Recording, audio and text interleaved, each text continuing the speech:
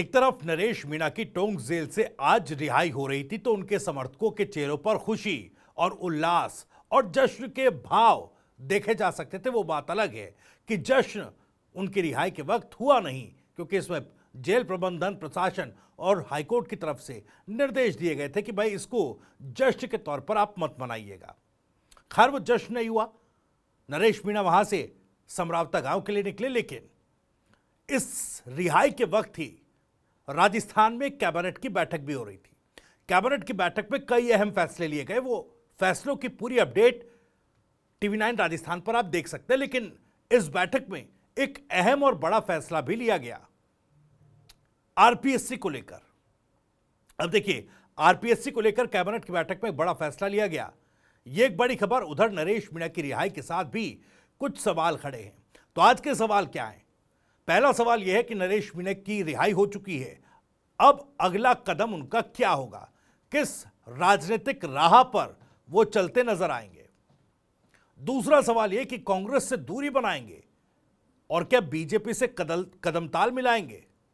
नरेश मीणा का आखिर सियासी एक्शन प्लान है क्या? तीसरा सवाल यह है कि आरपीएससी पर सरकार का बड़ा फैसला क्या है? कैबिनेट की बैठक में या मंत्री परिषद की बैठक में जो फैसला हुआ है, आखिर वो क्या है? और चौथा सवाल यह कि एसआई भर्ती पर क्या अब नैरेटिव भी प्रदेश में बदलने वाला है, और क्या यह नैरेटिव सरकार की तरफ से लिए गए इसी फैसले के साथ बदलेगा? देखिए, दो बड़ी खबर है और दोनों बड़ी खबर के ये चारों सवाल जो हैं, आज इन्हीं के जवाब टटोलने की आगे कोशिश करेंगे। वीडियो में आगे बढ़े उससे पहले आपको बता दें, राजस्थान की राजनीति, उसके सटीक विश्लेषण और अंदर की खबरें दिखाने वाला स्पेशल शो इनसाइड स्टोरी के साथ मैं हूं भविष्य त्यागी। राजस्थान की राजनीति में पिछले कुछ महीनों में कई ऐसी घटनाक्रम सामने आए जिन्होंने सियासी नैरेटिव को नया मोड़ देने का काम किया। इन्हीं में से एक है टोंक जिले का एसडीएम थप्पड़ कांड, जिसमें निर्दलीय नेता नरेश मीणा को 240 दिन जेल में बंद रहना पड़ा। लेकिन जेल से निकलते वक्त जिस अंदाज में उन्होंने सोशल मीडिया पर इंकलाब जिंदाबाद लिखा, वो महज एक भावनात्मक बयान नहीं था, वो एक सियासी ट्रेलर था।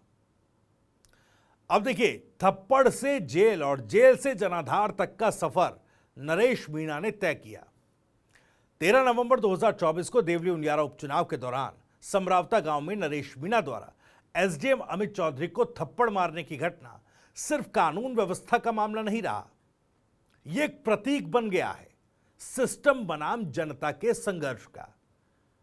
इसके बाद भड़की हिंसा, गिरफ्तारी और लगातार खारिज होती जमानत याचिकाएं, यह सब मिलकर नरेश मीणा को एक प्रभावी और प्रताड़ित जननेता के तौर पर स्थापित करती गई।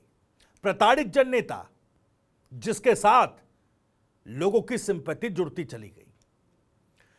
जेल में रहते हुए मीणा की लोकप्रियता ने एक अलग ही आकार लिया। उनका सोशल मीडिया सक्रिय रहा, समर्थकों का समर्थन बढ़ता रहा और गांव-गांव में और खासकर समरावता में उनके लिए सहानुभूति की लहर बनती चली गई। यह लहर सिर्फ भावनात्मक नहीं थी, बल्कि एक राजनीतिक जमीन तैयार कर रही थी। अब सवाल यह उठ रहा है कि आगे क्या? प्रताड़ित जननेता के तौर पर उभरे, सहानुभूति इकट्ठा की, कई महीनों तक जेल में रहे, अब आगे क्या? नरेश मीणा की रिहाई के बाद सबसे बड़ा सवाल यही है कि उनका अगला सियासी कदम क्या होगा। अब देखिए, इसकी 3 संभावनाएं दिखती हैं मोटे मोटे तौर पर, क्योंकि अभी वो जेल से बाहर आए हैं, तो बहुत कुछ कह देना अभी ठीक नहीं होगा, जल्दबाजी होगी। लेकिन कुछ एक संभावनाएं जरूर हैं। पहली, वेट एंड वॉच पॉलिटिक्स। हो सकता है नरेश मीणा कुछ समय तक सीधे किसी पार्टी से न जुड़कर अपने जनाधार को और मजबूत करें। इससे वो खुद को एक ऐसे पावर सेंटर में बदल सकते हैं जहां बीजेपी और कांग्रेस दोनों उन्हें अपने पाले में लाने की जरूरत महसूस करेगी।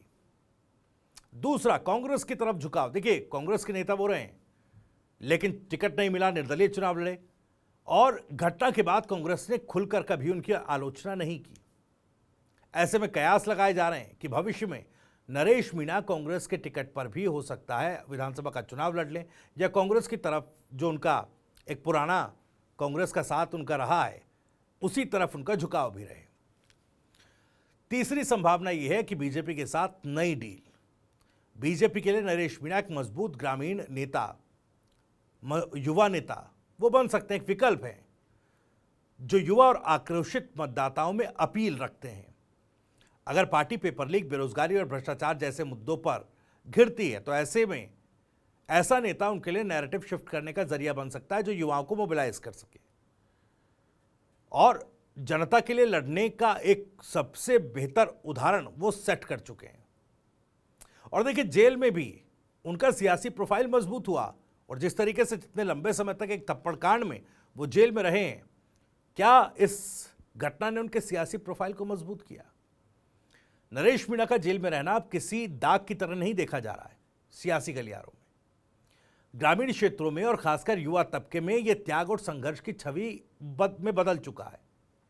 यही वजह है कि रिहाई के वक्त प्रशासन को संभावित भीड़ और तनाव को देखते हुए कई लेवल की तैयारी करनी पड़ी और कहना पड़ा कि आप इसे जश्न की तरह मत मनाइए। यह किसी बड़े नेता के आगमन जैसी स्थिति है। आप देखिए इसको। इस पूरी यात्रा ने नरेश मीणा को एक सामान्य निर्दलीय उम्मीदवार से एक संभावित किंग और किंग मेकर की दिशा में खड़ा कर दिया। चलिए, ये तो थी नरेश मीणा की बात। नरेश मीणा पर अभी बहुत कुछ कहना जल्दबाजी होगी, इस पर नजरें हमारी टिकी रहेंगी। लेकिन आरपीएससी को लेकर, आरपीएससी में सुधार को लेकर एक बड़ा फैसला लिया गया। लेकिन सवाल यह है कि क्या यह काफी है? दरअसल राजस्थान की सियासत में एसआई भर्ती 2021 पेपर लीक कांड एक ऐसा मोड़ रहा जिसने सरकार की पारदर्शिता और युवाओं के विश्वास को गंभीर रूप से चोट पहुंचाई। विरोध के स्वर सिर्फ धरनों तक सीमित नहीं रहे, कोर्ट और सड़क दोनों पर सरकार को कटघरे में खड़ा कर रहे हैं। और देखिए, भजनलाल सरकार बैकफुट पर है लगातार। खास करके अगर विपक्षी की बात करूं तो हनुमान बेनीवाल और युवाओं के आक्रोश के बीच भजनलाल सरकार ने एक अहम फैसला लिया। फैसला यह है कि राजस्थान लोक सेवा आयोग यानी आरपीएससी के भीतर सदस्यों की संख्या 7 से बढ़ाकर 10 कर दिए जाएंगे। यह फैसला या यह कदम उस समय लिया गया जब आरपीएससी के सदस्य बाबूलाल कटारा जेल में हैं और आयोग की साख सवालिया निशान है उस पर। अब देखिए, सरकार की मंशा स्पष्ट थी, फास्ट ट्रैक भर्ती प्रक्रिया और बढ़ती कार्यक्षमता का संदेश देना। लेकिन असल सवाल यह है कि क्या इस कॉस्मेटिक सुधार से गहराते सिस्टम के घाव भर जाएंगे? क्या समस्या संख्या की नहीं है, नीयत की है। सदस्यों की संख्या बढ़ाना एक प्रशासनिक सुधार की तरह दिखता है, लेकिन असली मुद्दा भर्ती प्रक्रियाओं में पारदर्शिता, पेपर सुरक्षा और जवाबदेही का है। आरपीएससी की छवि बार बार लीक, भ्रष्टाचार और राजनीतिक हस्तक्षेप के आरोपों से प्रभावित हुई है। ऐसे में सदस्य बढ़ाने भर से यह धारणा कैसे बदलेगी? क्या यह एसआई भर्ती की मांग को शांत करेगा? कि एसआई भर्ती को रद्द करने की जो मांग है, क्या यह फैसला उसको शांत कर पाएगा? हनुमान बेनीवाल लगातार मांग उठा रहे हैं। युवाओं की स्पष्ट मांग है कि एसआई भर्ती 2021 को रद्द किया जाए, क्योंकि यह नैतिक और प्रक्रिया दोनों स्तर पर संदिग्ध रही। सरकार ने अभी तक इसे लेकर कोई सीधा निर्णय नहीं लिया। हाईकोर्ट में कह रहे कि हम इसको रद्द करना नहीं चाहते। अब देखिए, सरकार ने एक अलग से फैसला ले लिया और इस मामले को आरपीएससी के सुधार से जोड़ दिया।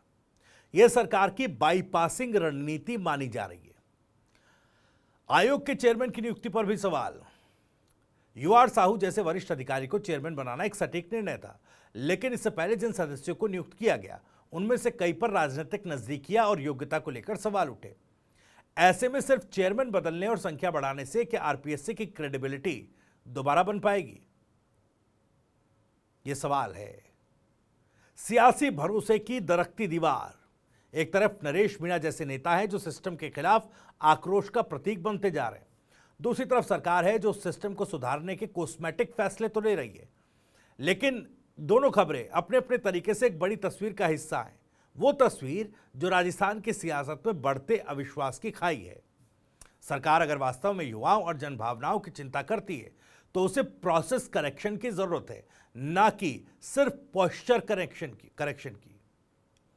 एसआई भर्ती रद्द करना एक संवेदनशील लेकिन जरूरी कदम होगा। यह सरकार की नैतिक जिम्मेदारी भी है और सियासी समझदारी भी। वहीं नरेश मीणा जैसे नेता अगर आक्रोश और असंतोष के प्रतीक बन रहे हैं तो उन्हें लेकर सरकार और विपक्ष दोनों को सोचना होगा कि आने वाले चुनावों में चेहरे सियासी समीकरणों को किस हद तक बदल सकते हैं। अब देखिए, अग्नि परीक्षा के दौर में राजस्थान है, ऐसा लग रहा है। एक सवा साल चुनाव का बीता है और राजस्थान आज दो दिशाओं में बटा है। एक तरफ जनता के असंतोष की आग है जो नरेश मीणा जैसे चेहरों से दिशा पा रही है, तो दूसरी तरफ सरकार की कोशिशें जो उसे मैनेज करने में लगी हैं। इन दोनों के बीच जो तीसरी शक्ति है वो है युवा वर्ग। यही वर्ग तय करेगा किसे समर्थन देना है, जन आक्रोश के प्रतीक को या कॉस्मेटिक सुधार वाली सत्ता को।